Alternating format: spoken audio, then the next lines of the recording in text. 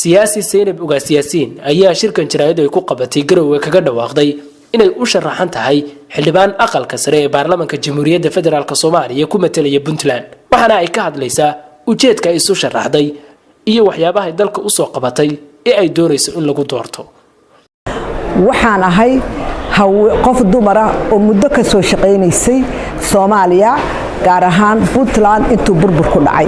waxaan ka soo shaqeeyay arrimaha civil society-ga waxaan soo noqday xildhibaan baarlamaanka Puntland waxaan soo noqday wasiir ku xigeen dhowr wasaaradeed ee dawladda Puntland waxaan ka qayb galay guddigii hore 2016 oo doorashooyinka dadban waxaan ka qayb galay dhismihii konsolada markuu burbur ku dhacay anoo u shaqeynay hay'ad isdhigwidhisha oo la yiraahdo Peace and Life.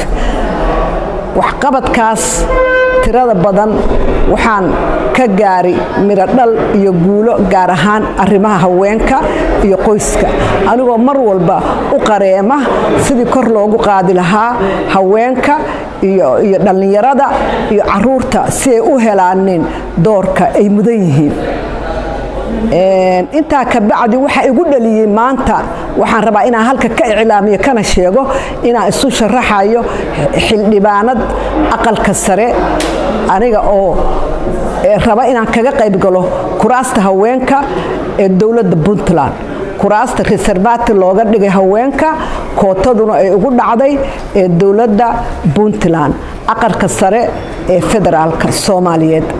waxa igu dhaliyay arintan anigoo og inaan leeyahay shuruudaha looga baahan yahay codsiyo badan oo iga yimi bulshada reer Puntland rag iyo dumarba iyaga oo jecel inaan kursiga u metelo expectation badan iga sugaya ilaahay waxaan ka rajaynayaa waxay iga filanayaan inuu isiiyo oo iga siiyo baan ilaahay ka filayaa anigana in ilaahay uu musharaxnimada tan iyo processkaas loo aadayo oo ii fududeeyo mid dalkeeda u shaqeynaysa oo cadaalad ugu shaqeynaysana oo ilaahay iga dhigo. Maxamed Saalix SBC Garowe. BC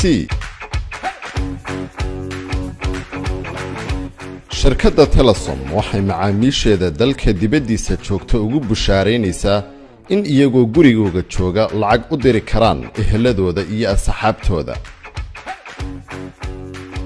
abka BC waxaad si fudud lacag ugu diri kartaa adigoo gurigaaga jooga. loo diruhuna wuxuu ku helayaa saad ama accountkiisa Daarasalaam Bank. haddaba si aad u isticmaasho abka BC waxaad kala soo degi kartaa moobilkaaga. BC si fudud lacag ugu dir adigoo gurigaaga jooga. Payc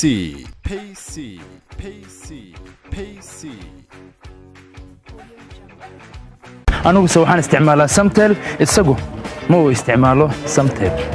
anigu in badan baan Samtel ku hadli karaa balse isagu sidaa ma sameyn karayo. war ma ahayn run miya? waa runtay 24 saacadood waxaan ku hadlaa 2500 oo shilin oo waa bilaash bishii oo dhan waxaan ku hadlaa $5 oo kali ah. caadi ma aha maxaad mar hore igu sheegi weyday? fikir